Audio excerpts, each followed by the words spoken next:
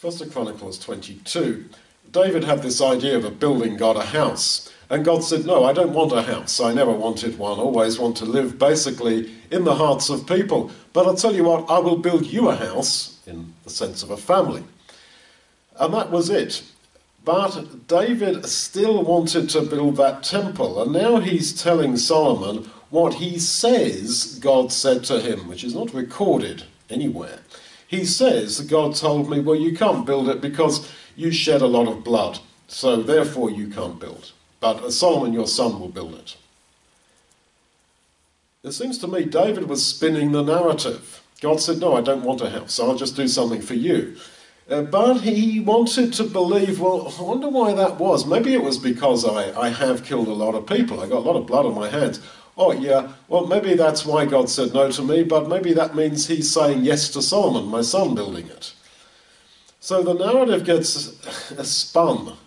And then later, Solomon starts building the temple, and he says to Hiram, king of Tyre, well, you know, David, my father, wanted to build a temple, but he was so busy fighting the Lord's wars, and he was so busy serving God, he didn't get round to it. Now I'm doing it. Could you send me some materials?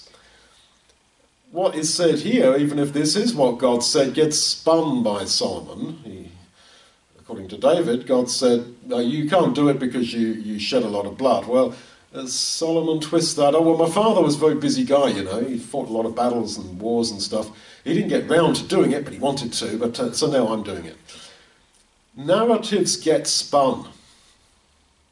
What begins in your mind as a suspicion, as a theory, gets spun and repeated in your mind until you're absolutely sure it's true. You repeat it to someone else who spins it in their way until they come to a position they're convinced is true. This is why people who begin by telling lies become totally convinced after a period of time that this is true. You see a lot of this going on in life, especially in broken relationships, and accusations, allegations. And it's the same here. Don't spin narratives. Just accept God's statements and the real position as it is. If you have a clean heart and you want to be filled with spiritual things, then you won't have headspace to spin these narratives. And you end up in a fake world. Whereas God's word, simply accepted, keeps you in reality.